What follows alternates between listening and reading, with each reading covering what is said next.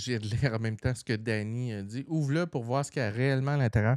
Danny, je vais pas le faire parce que ça m'a coûté 28$, puis je veux vraiment, vraiment m'en servir pour ce pourquoi je l'ai acheté. Là. Mais, Rétro-ingénierie.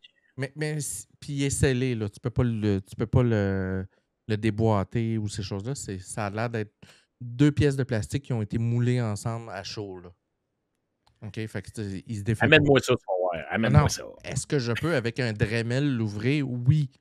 Mais il fera plus ce Tu le pourquoi sais je pas. l'ai Ça acheté. va peut-être marcher encore. Tu le sais pas. Ouais, mais si un jour il arrête de marcher subitement, là, je vais l'ouvrir, puis vous allez être les premiers à en être au courant. Fred, es-tu au courant que Linux est rendu super populaire? Hein, pour vrai? Qu'est-ce qui se Oh, passe? ben oui. Laisse-moi deviner. On a une date d'expiration pour Windows 10, puis Windows 11 ne marche pas nulle part. Ben oui. Puis là, il y a un modèle, une saveur Linux qui a été téléchargée le jour de la fermeture de la date limite. Là. Il est passé de 12 000 téléchargements quotidiens à 100 000 depuis que c'est. Que 100 000, là, c'est pas un petit peu, là. C'est énorme. Le bon. Mais écoute, j'ai vu la gang de DTL Info ici à Québec, c'est des partenaires avec Azimut, ont commencé à parler ouvertement de. Puis ils ont mis en vente des portables basés directement sur Linux. Hein? Puis il y a un Ils ont gouvernement, ramassé des là. lots de portables. Ils ont ramassé des lots de portables qui étaient du i5 6, 7, 8. Puis c'est des. Tu sais, sur Linux, c'est excessivement performant. Puis tu peux monter jusqu'à ce que tu veux. Et ben, ces ordinateurs-là valent pratiquement plus rien à cause de la désuétude de Windows. Mais avec les nouveaux Linux qu'il y a, Tu tu es refresh. capable de travailler comme sur Windows. Ouais. Il y a même un gouvernement, là, je pense que c'est de l'Australie. Il faudrait que je retourne dans mes notes parce qu'à un moment donné, t'en vois trop, qui ont décidé d'aller complètement frais dans le logiciel libre. Fini. Salut Yvan. Alors, t'imagines, tout le monde en logiciel libre, OpenOffice, Linux, ça commence à être intéressant si les entreprises à travers le monde font OK, là, on commence à être tanné de vos histoires de licence puis tout ça. Fuck you, on s'en va Linux. Mais tu sais, il faut savoir que 99% des serveurs dans le monde au Ça niveau fonctionne des déjà. data, de Ouais, ci, c'est de ça, ça. c'est tout sur Linux. Puis la beauté de Linux, que j'apprécie beaucoup comparativement à Windows, c'est que c'est barré en premier. Et il faut que tu rouvres des portes. Ouais, contrairement Euh, à Windows, que tout est à peu près, le root est à peu près tout, ouvert. Là. tout est ouvert, tu sais. Puis ce que j'aime de Linux, que j'avais sous Windows 7, beaucoup, c'était que le power user pouvait s'amuser avec le Windows. On pouvait pousser les performances de Windows avec quelques travaux un peu partout, de faire en sorte qu'on devienne très performant dans le 64 bits. Euh, Linux le fait déjà d'avance. Oh, Parce que de là, base. aujourd'hui, Windows, on ne peut plus. Là. Puis, tu sais, je sais pas, C'est top. t'as-tu installé une couple de fois des Linux? J'en ai quelques-uns. On travaille juste là-dessus chez Azimut. Moi, quand j'installe, puis Yvan en a parlé, Ubuntu, parce que c'est ma saveur préférée. Puis c'est la plus populaire de ce temps-ci, là, pour monsieur, madame, tout le monde. Moi, je peux passer des heures à le personnaliser. Là, j'ai installé Ubuntu. Puis là, il faut que j'installe GNOME 3 parce que moi, j'aime bien le gestionnaire de bureau GNOME 3 qui est différent de celui qui était. Je pense qu'il est rendu natif, GNOME 3, au niveau de Ubuntu. Puis là, après ça, tu installes dans ta part en haut les gadgets de météo. Là, tu vas chercher Open Meteo Weather. Là, tu dis, hey, écoute, je triple, là, j'en ai pour des heures et des heures à changer la couleur de mes barres, à paramétrer mes dossiers, qu'est-ce qu'ils vont avoir de l'air, à rajouter telle option, tel onglet, telle patente, tel programme. Du bonheur. J'ai été sur Ubuntu 14.7 pendant 2 ans, mais t'es en retard, mon cher Yvan. On est rendu à 21, 22, 23, je ne sais plus trop. Ubuntu, là, je suis en train de dire ça, puis je vais avoir de l'air en retard. On va aller voir. Ubuntu, Ubuntu. Ils sont rendus à combien? Get Ubuntu 24. Mon Dieu, j'étais en retard. En retard pas mal. On travaille beaucoup Désolé. avec Pop OS, nous autres. Pop OS, ouais. C'est Ouais, une version allégée de on travaille Linux, beaucoup là. avec ça. Donc, tout le monde est en train de migrer. Ben, pas tout le monde. Paquet de monde. Imagine ça chez VL. Je ne crois pas, mon cher. Pas demain la veille. Vraiment pas. Alors, prochaine nouvelle, Fred. Android XR, le casque de réalité virtuelle pour répondre à visionOS. On regarde ça. Évidemment, je n'ai pas mis de son parce que je ne veux pas avoir de strike, mais Android XR a rendu disponible son nouveau casque de réalité virtuelle qui a été développé avec Samsung, évidemment, et Android, un nouveau système d'exploitation. Il ressemble étrangement au visionOS, là, puis au MetaQuest de ce monde. Et le gros avantage, Fred, c'est que ce casque-là, il va se détailler, il est déjà disponible depuis le 23. Il va se détailler à 2600 $ comparativement aux 5400 $ pour avoir un casque de visionOS. Ouais. Mais il est équipé, puis il pèse que 547 grammes et il est énormément plus léger que le casque. Et ils ont rajouté des caméras de eye tracking. Donc, il peut suivre tes pupilles dans le casque pour savoir à quel endroit tu regardes dans une page ou dans un endroit. Et ils ont rajouté 6 caméras sur le devant pour suivre le tracking de tes mains, pour être capable de réagir. Et là, tu peux, à l'aide du casque, tu peux pointer des objets. Puis là, Fred, je sais pas si tu as connu sur Android le Circle to Search.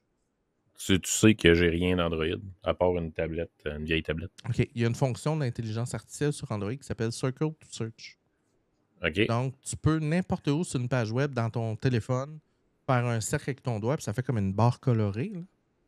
Puis là, ça OK. cherche ce que tu as encerclé. Ça peut être ta caméra. Fait que tu peux être en train de regarder un magasin, tu fais un cercle, puis là, il va te dire c'est quoi que tu as encerclé. Ben là, imagine OK. que le casque Android XR permet, avec ton bras,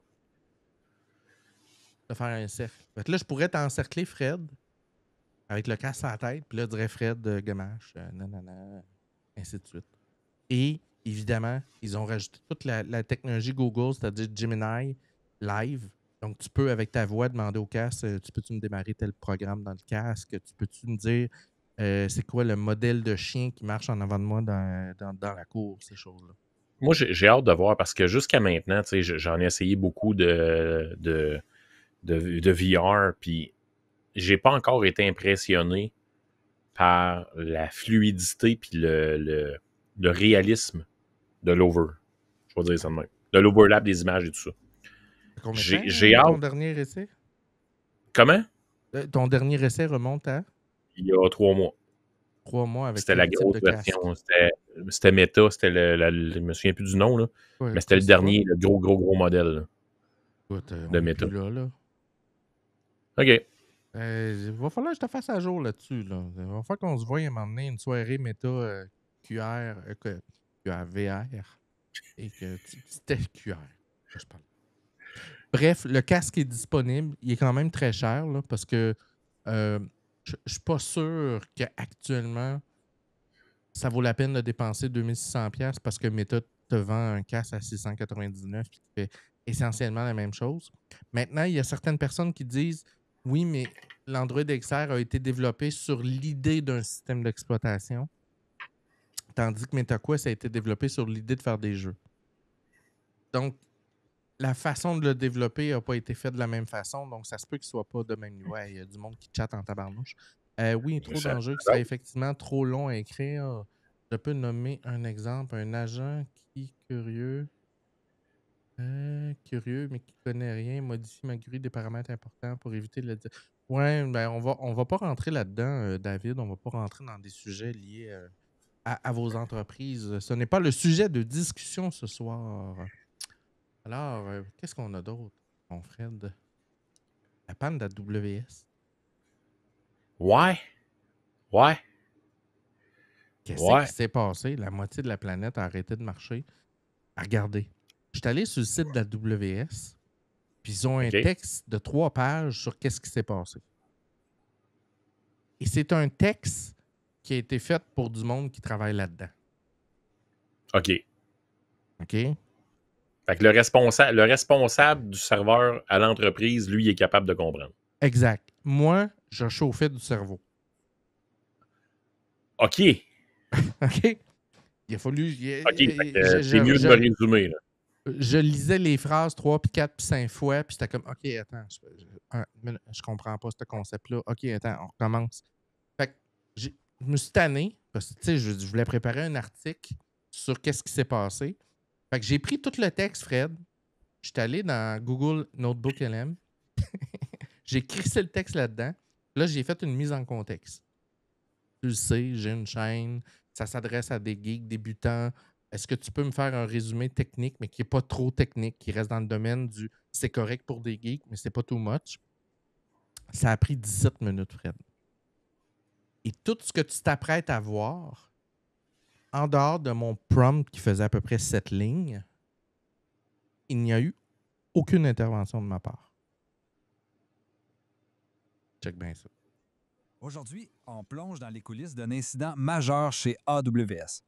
On va décortiquer ensemble comment une série d'événements qui semblaient franchement inoffensifs ont réussi à paralyser l'un des services les plus solides de la planète. C'est fascinant, vous allez voir. Alors voici notre plan de match. D'abord, on va s'assurer de bien comprendre le rôle du DNS. C'est vraiment la pierre angulaire de tout ça.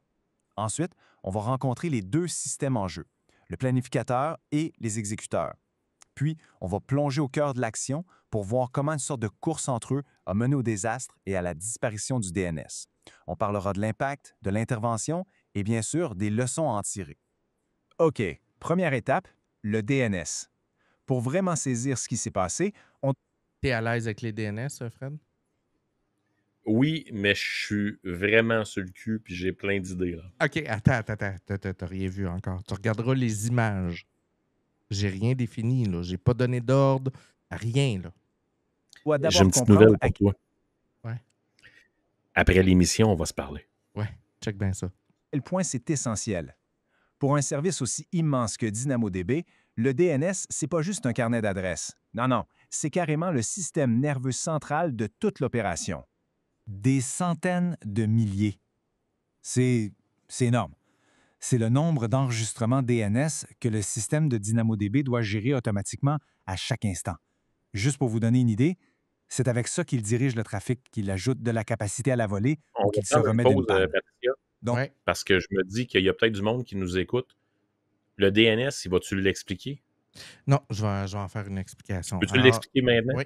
Oui. DNS veut dire Domain Name Server. C'est ni plus ni moins qu'un bottin téléphonique des ordinateurs et des serveurs à travers le monde. Donc, les ordinateurs se parlent d'ordi à ordi ou de serveur à serveur par le biais d'une adresse IP 202.25. Quelque chose. Et c'est trop complexe de retenir tous ces adresses IP-là.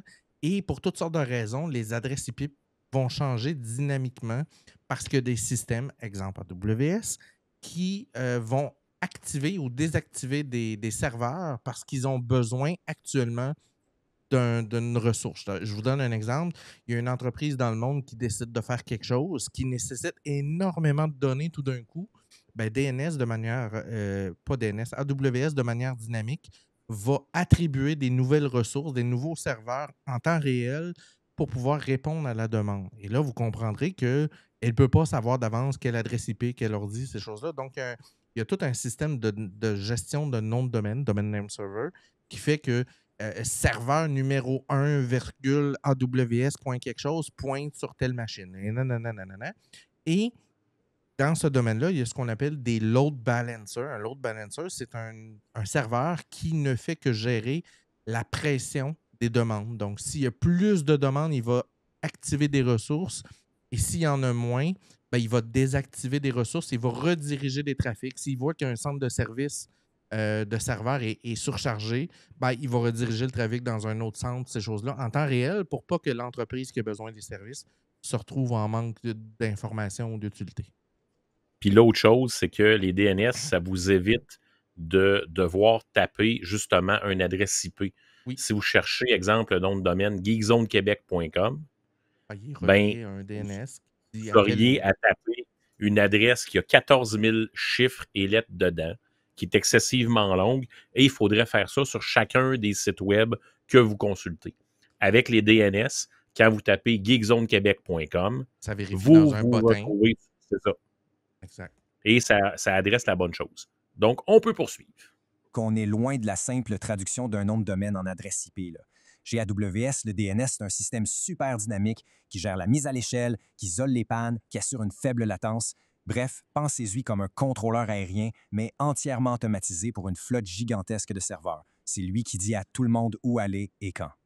Bon, maintenant qu'on a planté le décor, il est temps de rencontrer les deux personnages principaux de notre histoire, Les le planificateurs. planificateur et les exécuteurs. Ce sont eux, les systèmes automatisés, qui gèrent tout ce beau monde. Le fonctionnement, en théorie, est assez simple. Étape 1. Le planificateur qui surveille la santé Non, des serveurs David. crée... Ce que tu pointes, c'est pas ben oui, c'est un serveur DNS, tu as raison. 8.8.8. Puis 8.8. C'est 8.8.4.4 en passant, tu as fait une erreur dans la deuxième adresse. Mais c'est ça. On continue. Ah ouais, les geeks continuent. Un plan DNS optimisé. C'est la tête pensante. Étape 2. Les exécuteurs prennent ce plan et vont l'appliquer concrètement au service DNS. Bref, c'est un peu comme un architecte qui dessine le plan et des entrepreneurs qui le construisent. Simple, non? Pour bien voir la différence, le planificateur, lui, a un rôle stratégique. C'est le grand chef d'orchestre. Il est centralisé, il a une vue d'ensemble et il crée un plan unique pour tout le monde. Les exécuteurs, eux, sont tactiques. Leur job, c'est d'appliquer le plan. Point. Pour être sûr que ça marche tout le temps, ils sont redondants, indépendants et répartis dans 3 endroits différents. C'est le cerveau contre C'est les le bras, si centre on veut. S, Des bras Virginie très qui a efficaces et très résilients. Et c'est précisément là que les choses commencent à déraper. Tout part d'une interaction qu'on aurait cru impossible entre 2 de ces exécuteurs qui, je le rappelle, sont censés être totalement C'est complètement indépendants. fou. Alors voilà ce qui se passe. Juste avant l'incident, on a un premier exécuteur qui, pour une raison ou une autre, devient hyper lent. Il est comme embourbé. Il a de la misère à appliquer le plan DNS qu'on lui a donné. Pendant que notre premier exécuteur rame, la vie continue. Le planificateur, lui, continue de faire son travail et il génère de nouveaux plans plus à jour. Et là, un deuxième exécuteur, lui, bien rapide, en attrape un tout frais et l'applique sans aucun problème. Bon, sa job est faite. L'exécuteur rapide commence alors une tâche de routine, le nettoyage. Il regarde les anciens plans qui traînent et, comme le veut la procédure, il commence à supprimer ceux qui sont maintenant beaucoup trop vieux.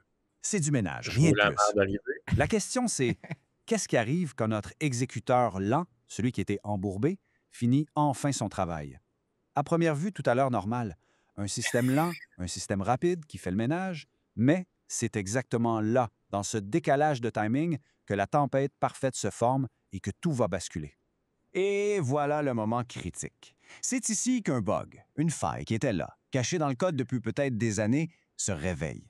En jargon technique, on appelle ça une condition de concurrence. C'est quand 2 opérations qui ne sont pas censées se parler se retrouvent à interagir à cause d'un timing absolument parfait, ou plutôt parfaitement désastreux. Alors, notre exécuteur lent finit enfin son travail. Le problème, c'est qu'il avait fait une vérification de sécurité au tout début de son processus. Mais avec tout le temps qui a passé, cette vérification ne vaut plus rien. Le système, lui, ne le sait pas. Alors l'exécuteur, en toute innocence, va de l'avant et il écrase la version correcte et à jour du DNS avec son vieux plan complètement périmé. Et là, c'est le coup de grâce. Pile au même moment, l'autre exécuteur, celui qui faisait le ménage, voit que ce vieux plan vient de devenir le plan actif. Sa logique est simple. Ah, ce plan est actif, mais il est aussi sur ma liste de plans à supprimer. Alors il suit les règles et il le supprime. Il n'y a plus de plan. Le résultat? Catastrophique. L'ancien plan a écrasé le bon et une fraction de seconde plus tard, il a été supprimé. On se retrouve donc avec rien. Un enregistrement c'est DNS le perfect complètement vide. storm, là. En Ouais. une fraction de seconde, toutes les adresses IP pour accéder à DynamoDB dans la région ont tout simplement disparu. Pouf! Alors, un enregistrement DNS vide, qu'est-ce que ça veut dire concrètement? Eh bien, ça veut dire que pour n'importe qui ou n'importe quel service qui essaie de parler à DynamoDB, la porte a disparu. L'impact est immédiat et il est massif. Non, David. L'effet domino a été brutal. Évidemment, tous les clients qui essayaient de se connecter à DynamoDB ont commencé à avoir des erreurs, mais ça ne s'arrête pas là. Plein de services internes de AWS qui dépendent de DynamoDB ont aussi commencé à tomber. C'était une véritable réaction en chaîne qui a paralysé une bonne partie. Petite pause. DynamoDB, c'est un fournisseur de services dynamiques de DNS qui est en charge dans les services DNS à répartir la charge sur des bases de données, de DBase, de database. Et il y a des entreprises, Microsoft, name it, à travers le monde qui ont besoin d'accéder à leurs données qui sont stockées probablement sur des serveurs AWS ou d'autres serveurs. Donc, quand que l'entreprise à question dit « Moi, je vais aller chercher… » Je vous donne un exemple. Il y a des gens qui voulaient jouer à EA Sport. Donc, ils vont se connecter au serveur de EA pour jouer à leur jeu. Bien, EA va interroger la base de données AWS parce que toutes les données de jeu, du jeu, des tableaux, de tout, sont toutes sur le serveur AWS. Mais là, DynamoDB, qui est supposé dire les bases de données que tu tentes d'accéder pour jouer à ton jeu, pour te loguer, pour avoir les maps, pour faire whatever ce que tu veux faire, sont situées à tel endroit dans le monde, sur tel serveur. DynamoDB ne le fait pas. Il n'y a plus de données DNS. Donc, il ne peut pas rediriger le trafic nulle part. Il n'y a plus de porte. C'est des infrastructures de la région. Le système était KO, incapable de se réparer tout seul.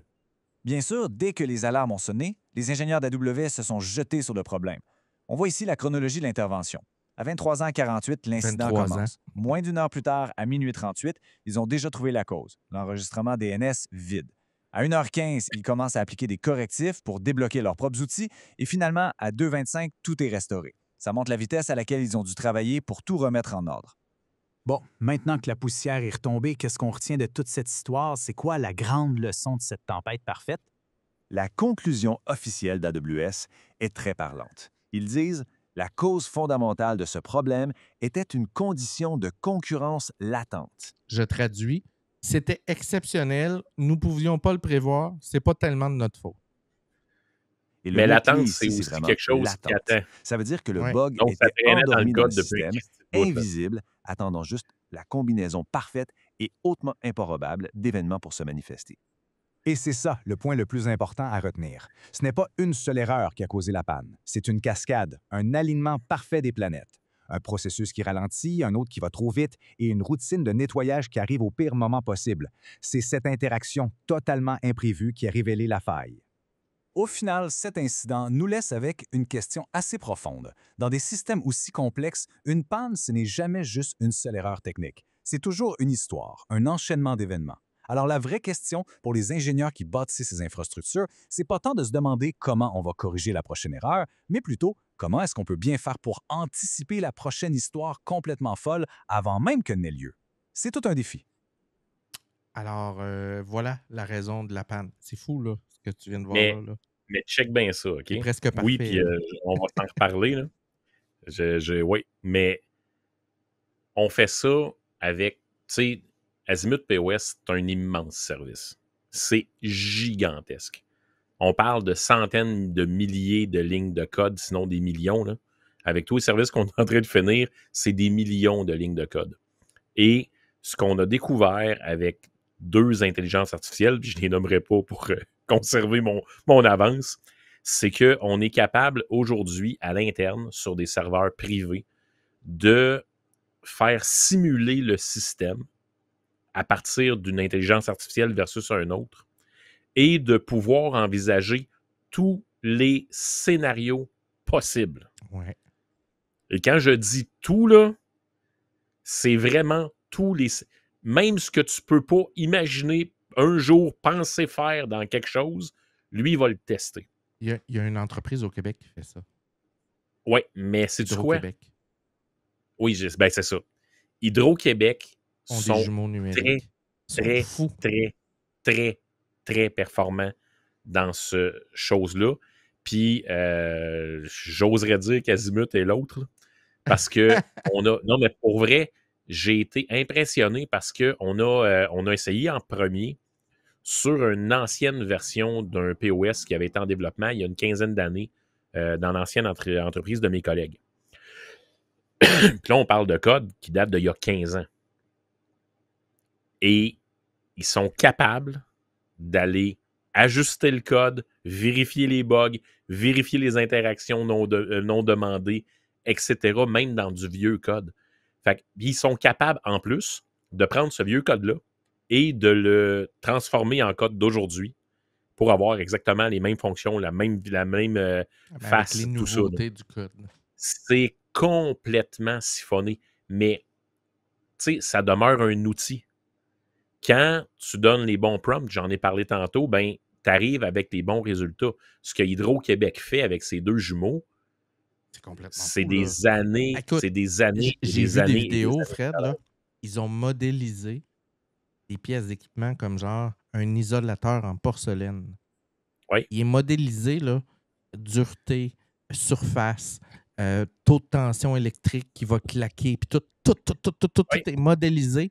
Puis là, ils sont capables, dans le jumeau numérique, là, de dire, OK, ça survit 4 ans.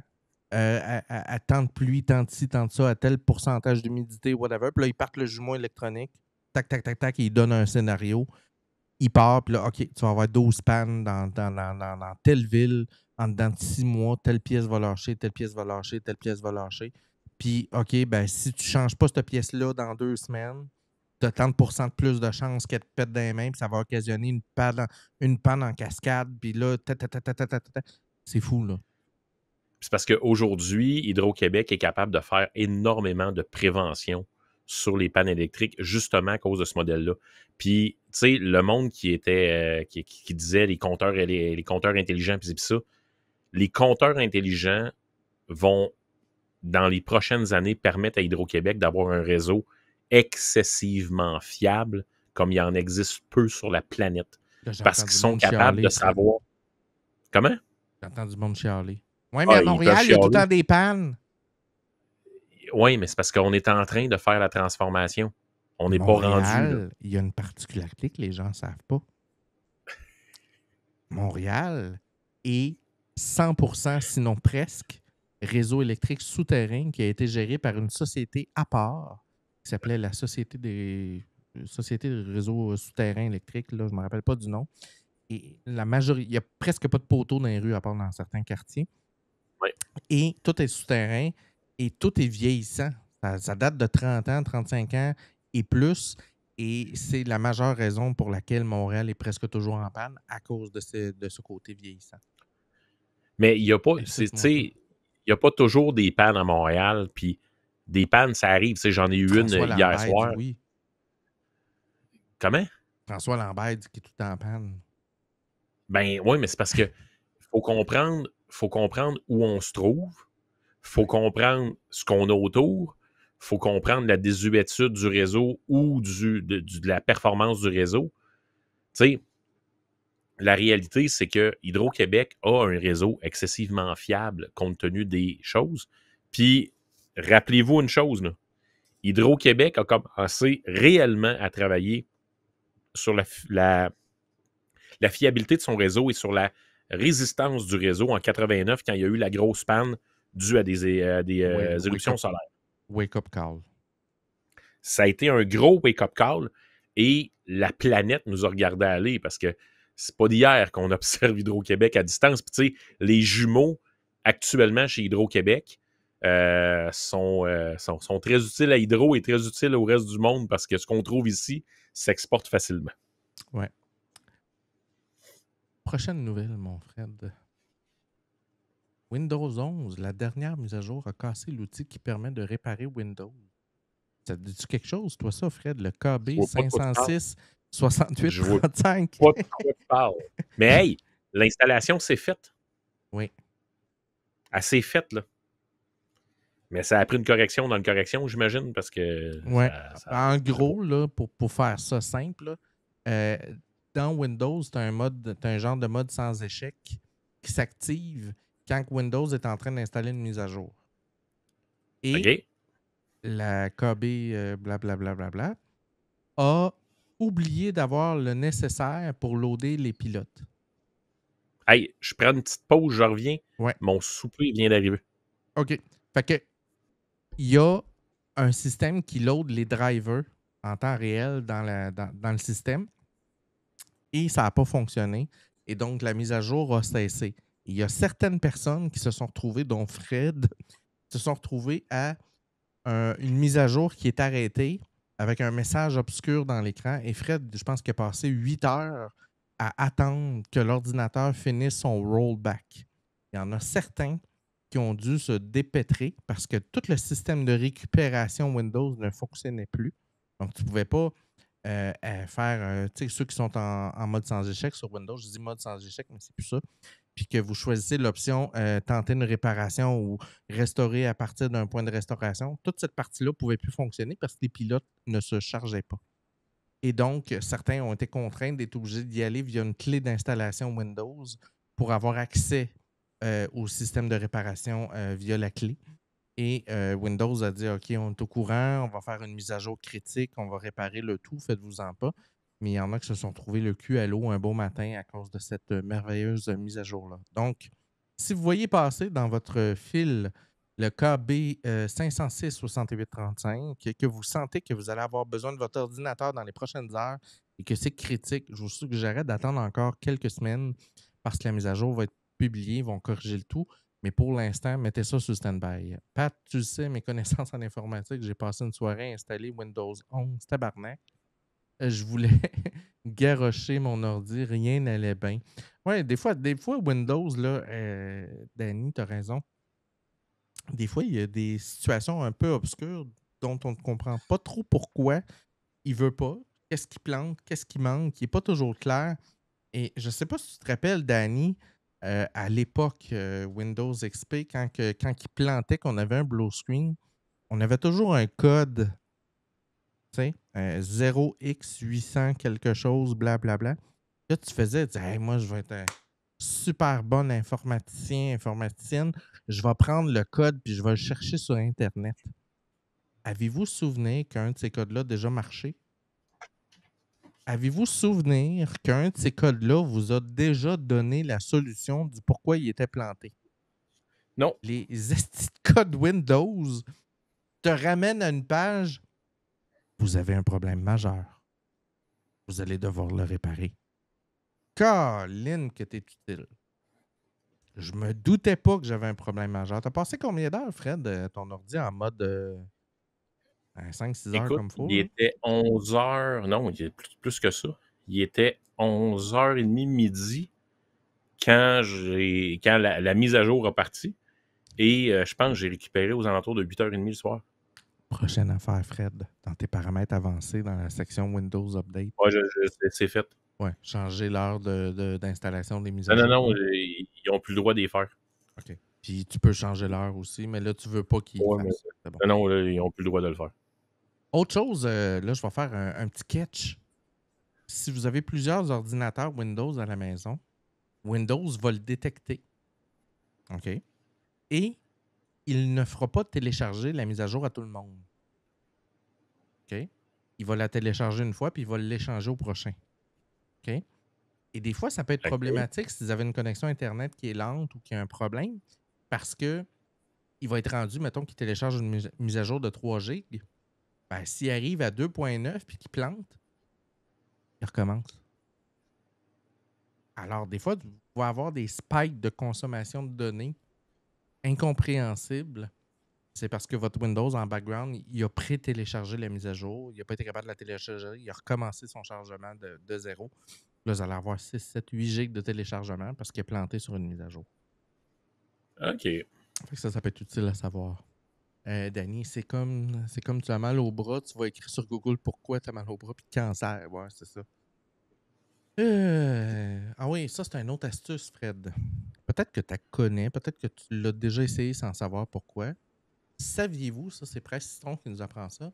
Connaissez-vous l'astuce secrète du mode avion qui permet de mieux capter les réseaux sur votre smartphone?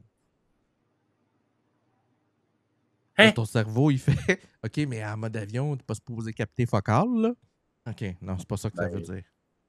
Mode avion, vous avez raison, ça désactive tout. Bluetooth, NFC, Wi-Fi, tout. OK? Ouais. Pas tout à fait vrai, là. Pascal Michaelis, celui de gauche, je le connais pas. Il devrait avoir son nom en bas ou en haut. J'aimerais lui poser une question après le live. Merci. Il s'appelle Fred, en passant. C'est Fred. Pascal. Et oui, tu peux, dans le chat et ou en privé, tu vas voir son nom, il est un peu partout, le Fred Gamache. Tu peux y poser des questions. Tu vas me trouver assez facilement. Fred Gamache, il est assez connu. Bref, qu'est-ce que je disais? Oui, c'est ça. Fait que quand tu mets le mode avion, tu désactives tout. Est-ce que tu savais, Fred, que ton téléphone cellulaire et tout ce qui est Wi-Fi, Bluetooth, cellulaire, c'est paresseux dans la vie? Eh bien oui, ça, oui. Effectivement. Donc, si tu es connecté dans une tour cellulaire puis que ta connexion est pas super bonne, ton téléphone, il va pas se dire « Hey, by the way, ma connexion est pas super bonne, je vais aller checker pour en trouver une autre. » Les gens savent pas ça. Et le seul moment où un téléphone va faire cette recherche-là pour se dire « Hey, c'est pas super bon, je vais aller en chercher une autre », c'est quand il perd la connexion. Donc, quand il tombe hors ligne, là, il part son processus de scan. Tu me vois venir? Donc, Mais attends un quand petit peu, là. Ouais. Quand j'appelle quelqu'un, exemple, toi qui es sur la route, et qu'à un moment donné, ça rentre moins bien, je ferme la ligne, je te téléphone, t'as normalement changé d'antenne. T'es-tu... Ouais, mais là, C'est si ça, t'es en train de circuler, ça s'applique moins parce que tu passes d'une antenne à l'autre. OK. Parce que les antennes, ils font du handover, là. C'est que les deux antennes se parlent pendant que tu roules, puis là, l'antenne 1 parle à l'antenne 2 en disant OK, il va passer dans ton secteur, es-tu prêt à le prendre? Oui, je le prends, tu l'as. Oui, c'est beau, parfait. La communication est bonne, c'est beau, je lâche. La troisième antenne embarque. Il y a ce qu'on appelle un Mais peu comme. dans un réseau de maisons, par exemple, où j'aurais 3 émetteurs, un dans le sol, un au premier, puis un au deuxième étage, La logique s'applique aussi. puis que je suis encore branché dans l'émetteur du sous-sol, Tu mais vas à 2 rester- mégabits, Tu vas rester c'est ça. jusqu'à ce que tu décroches. Fait que À c'est ça. Fait que part, si... à part si les nouveaux routeurs qui ont ce qu'on appelle de la Ouais. répartition intelligente, les réseaux meshés, là, le routeur peut Oui. forcer la déconnexion du mesh numéro 1 pour te forcer à te connecter sur le mesh numéro 2 en temps réel. Ça se fait OK. pas sur les tours cellulaires. OK. OK? Et donc, il peut être avantageux, tu es au chalet, tu es sur le bord de la plage, tu es quelque part, il peut être avantageux si tu as une mauvaise connexion cellulaire de mettre ton téléphone en mode avion, le remettre allumé, et là, le processus de scan redémarre et il est possible et probable qu'il embarque sur une antenne qui est beaucoup plus forte que celle dans laquelle tu étais parce que tu as été en déplacement vers le parc, que tu es resté accroché à une antenne qui était très, très, très forte derrière toi et tu es Ah ouais. rendu peut-être à la limite de cette antenne-là, mais comme tu n'as OK. pas encore déconnecté, tu n'as pas le meilleur des signaux. Donc ça, c'est OK, une c'est petite intéressant. astuce qui peut être utile à utiliser. Et c'est la même logique, Fred. À l'inverse, toi qui es dans le domaine de la radio, tu as peut-être probablement observé ce phénomène-là. Tu as fait souvent le voyage Montréal-Québec, Québec-Montréal. Tu as Oui. sûrement observé le phénomène suivant. Tu choisis un poste de radio de Québec et ou de Montréal. Tu l'écoutes tout le long du trajet. Il pogne, il capte super bien. Il diminue en qualité. Et à un moment donné, il se met à gricher ces choses-là. Tant que tu ne fermes pas ton radio, tu vas rester sur le captage. La seconde, tu arrêtes ton char à la station d'essence, Fini. tu le rallumes, tu n'es plus capable de le capter. Exactement. La même logique dans l'autre sens. C'est que ton signal, il est capable de le capter parce que le bruit augmente graduellement. Donc, le système est capable de calculer le taux d'erreur, tout ça. Mais quand il perd la connexion puis il essaie de scanner, c'est fini. Il n'est plus capable de le repérer dans ses fréquences parce qu'il n'arrive pas à un threshold de base pour dire ceci, c'est une chaîne radio, connecte-toi dessus. OK. C'est pour ça que dans un sens, tu peux aller très, très loin, mais que tu vas arriver à la même station, quelqu'un qui resterait, mais ça, je vais te donner un exemple poche. Là.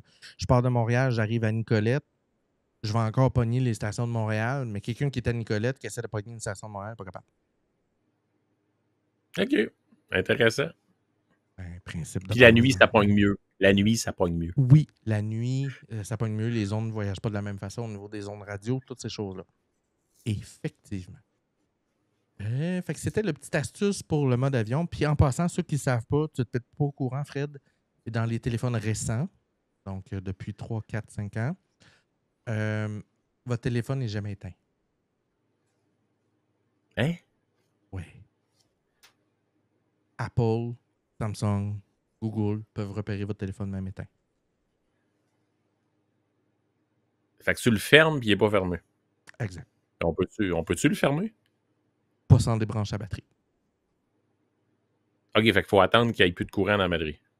Même s'il n'y a plus de courant, il reste une minime charge et il est capable d'être repéré. OK. Oui. Puis, je vais aller plus loin. Apple est capable d'allumer ton téléphone éteint. Pardon? Ton téléphone est éteint. Il arrive quelque chose. Apple peut faire une commande à distance puis faire allumer ton téléphone.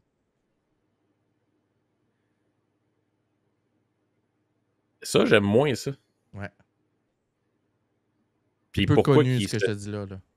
Ouais, mais pourquoi qu'on Pas toutes les notions quoi de ça va? vol, ces choses-là, de téléphone, garde la charge 911, quelqu'un qui est perdu en forêt, son téléphone s'est éteint, il est capable de le repérer, ces choses-là. OK. Et l'autre chose qui est peu connue, pour ceux qui ont des enfants, si vous avez un téléphone qui a déjà accédé au réseau, donc vous avez un vieux téléphone qui a été branché à Bell, TELUS, Rogers, Vidéotron, name it, puis qu'il n'y a plus de forfait dessus. Vous êtes désabonné, peu importe. Ce téléphone peut, pour tout le temps, accéder aux 9 heures. Donc, même s'il n'y a plus aucun forfait dedans, il n'y a pas de taux cellulaire, il n'est pas capable d'appeler, il peut au moins téléphoner aux 9 heures. En tout temps. À partir du moment où il est à partir du moment qu'il est à une distance raisonnable d'une antenne, là, on s'entend. S'il est dans un secteur dans le bois où il n'y a pas d'antenne, ça ne marchera pas. Quand c'est marqué appel d'urgence, c'est vraiment appel d'urgence. Appel d'urgence. Mais il faut que le téléphone ait déjà été actif. Le téléphone, tu le sors d'une boîte, il ne pourra pas. OK. OK, c'est intéressant, ça. Ouais.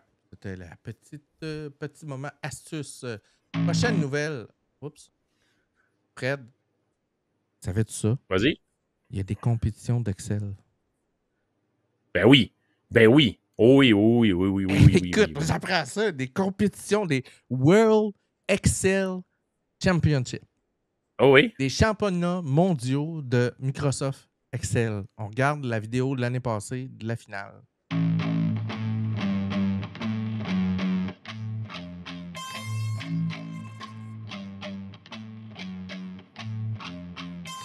Ça, il n'y a rien de plus geek, là. Ah non, il n'y a effectivement rien de plus geek que les championnats du monde d'Excel. Ça n'existe pas.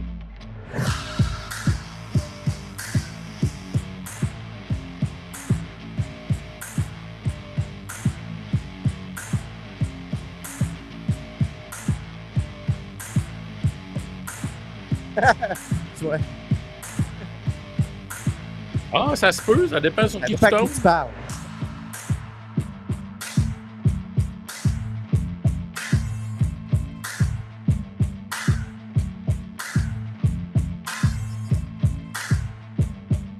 Ils ont de l'air des gamers, mais ils sont en train de fucking sur Excel. Mais c'est un jeu. Oh ouais, c'est un jeu, là. C'est clairement. Moi, écoute, je suis tombé sur le cul dans les capacités d'Excel, là. Ah, tu peux tout faire, mon chum Christian Gélina m'a montré quelque chose. Écoute, en 10 minutes, il a fait un jeu de Tetris. Ouais, tu peux faire des macros, des programmes, c'est comme...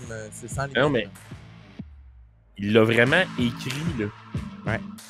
C'est fou, Excel, là. C'est... En soi, il va falloir que je fasse une chronique sur le développement d'Excel, à un moment donné. Ah, mais c'est Excel, c'est... Écoute, j'ose dire que Excel est au logiciel de bureautique, ce que After Effects est au vidéo. Ouais. Tu peux faire n'importe quoi, puis il n'y a aucune limite. Ben, imagine-toi donc qu'on a un de nos Québécois, Vincent Morin, qui est rendu 8e mondial Excel. Lui, il travaille dans un département, une entreprise de gestion de base de données, d'analyse, analyste. Il est dans son domaine, là, on s'entend. Oh oui. Puis, il est tombé sur une vidéo, il y a 1 an ou 2. Ah ouais, il y a des championships d'Excel. Hey, m'allez essayer ça. Il s'est mis à écouter des vidéos. Puis là, évidemment, la communauté Excel, ça a l'air qu'elle est complètement débile. Il se lance un paquet de défis, toutes ces choses-là. Et il a décidé de s'inscrire, puis il s'est classé 8e mondial.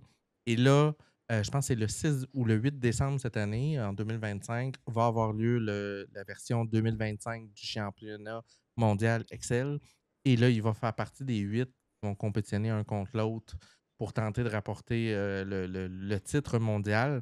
Puis là, il a expliqué que c'est sous forme de défi. Là. Ils se font donner des bases de données, puis le premier qui réussit à faire telle chose, ou ils se font donner des codes complexes, puis essayer de les déchiffrer avec des tableurs. C'est complètement fou, là.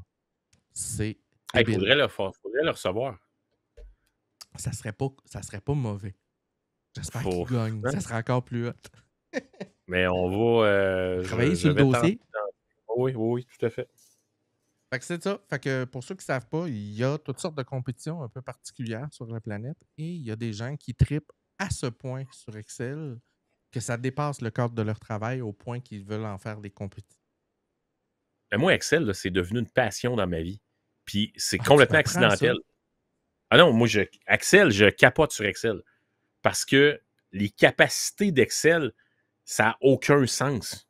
Ah non. Ça n'a aucun sens. Tu peux rentrer des lignes de programme dedans, là. C'est complètement fou. Oh oui, tu peux tout faire, mais c'est que, pour moi, je fais du placement média, OK? Dans fredgamache.com, je prends un budget marketing et je vais placer de la publicité dans divers médias. Et calculer les retombées et les coûts, ça demande une grille Excel. Mais j'ai poussé la limite assez pour avoir des indices de performance qui n'existent pas dans le domaine du marketing. OK. Des gens de l'indice Fred. Ben oui, je te donne un exemple. Le coût par point, c'est combien ça te coûte rejoindre 1 point de pourcentage de sondage radio. C'est le coût par point. Et c'est 99% des entreprises qui achètent ça comme ça. Et ça se détermine dans Excel. Tu as des points, tu as ci, tu as ça. Tu calcules. Mais je ne trouvais pas ça représentatif de la patente. Fait que j'ai décidé de... J'avais quelque chose que je m'interrogeais depuis longtemps, voir si ça pouvait être un indice de performance. J'ai appelé ça le coût moyen par occasion. Le coût moyen par occasion. Oui, parce qu'en radio, en télé, dans les journaux et tout ça, quand ton client voit ta pub ou entend ta pub, que ce soit un 5 secondes, un 10 secondes, un 15, un 30, un 60, ou une pub dans le journal ou tout ça, c'est une occasion que tu as de te faire entendre ou de te faire voir. Fait que là, j'ai pris ce nombre d'occasions-là et je les ai travaillées de façon à pouvoir aussi calculer l'impact des ventes par occasion. Oh. Écoute, oui, c'est ça. C'est un tableau Excel. C'est pas juste un tableau. Là. Il y a 8 onglets dans le Excel. Mais quand je fais la vérification des performances avec ça, c'est complètement capoté. Je suis ailleurs au complet. Là. Puis quand j'arrive avec ça, faire du placement pour mes clients, ben j'arrive chez le média où je m'en vais placer, puis je monte cette grille-là, puis j'ai dit, écoute, voici ce que je peux payer compte tenu des performances que tu m'offres. Ils ne s'astinent pas, ils sont pas capables. Mais ils m'ont tous dit de ne pas montrer mon tableau à personne. Ah non, ben j'y vais dans le même sens. Garde ça pour toi.